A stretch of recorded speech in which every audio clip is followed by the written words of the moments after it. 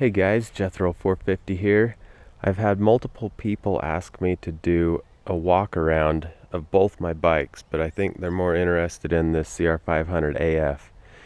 The CR500AF it's basically, we got a 2000 CR500 motor and an '07 CRF 450 frame. We actually bought the bike like this, and so I can't really speak for all the little ins and outs of how they've made it in there. It's actually pretty simple once you start looking close. They cut the frame and they add these engine mount brackets that are obviously positioned so it'll fit in there and match up with the swing arm bolt.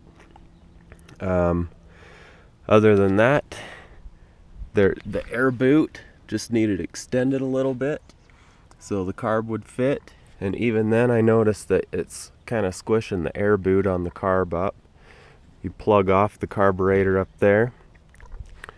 They had to make their own gas petcock, and it's got oversized milers radiators on there. Then the engine itself was ported by Van Codner in Orem, Utah. The guy is a master at porting.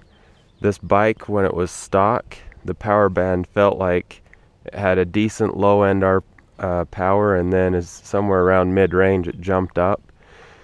The problem is when you're riding in the mid-range, it didn't know if it wanted to be in the low end or in the high end of the RPM, but after he ported it, it's a perfect linear pull the whole way. The mid-range power is just ridiculously strong now, and the high end is even better. The thing totally opens up. I've ridden a lot of CR500s. I owned a few back when I was a kid, and yeah, this thing it's awesome. We got an FMF gnarly pipe on it, and then we have the P3 carbon fiber pipe guard, which it's been on there for about a year, and it has done a really good job. Skid plate, brake snake, and really there's not a whole lot more to say about it. That's actually my 450's front wheel and rim and stuff on it right now. I got a few parts switched out at the moment. And then you got my '08 Honda 450 over here with 279.2 hours on it. About 70% of those hours have been in the snow. The only thing I've done motor work wise to this bike was around 150 hours. I thought I needed to change the crank and piston and stuff. Pulled it all apart. Everything looked brand new, and I was mad at myself because I feel like I had wasted $800 on parts. But I threw all the new stuff in it anyways. I haven't had an issue with it. As far as the TIMBERSLED setup goes, the only thing I've done to my bike specifically for snow is, as you can see, I made an engine guard on this side. I made that out of ABS, 1/4 inch ABS plastic that you can get off eBay. I have a guard for this left side too, but once it started getting spring-like, she started getting a little warm, so I took that off to let the engine cool a little bit. One thing about the Hondas, their engine and clutch oil is separated, which I actually don't like for snow biking. It's pretty hard to keep the clutch oil side warm. The engine oil side's usually fine, but the clutch usually gets cold. I did just add this nifty little scratcher on my ski. I've only tried it once, but it seemed to work pretty good. It was throwing snow up on the track fairly well.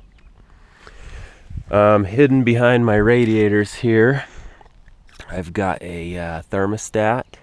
It's not the Thermobob. I can't remember the name. Oh, it's Avid.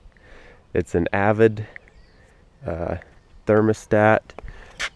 I'm also running just a carburetor.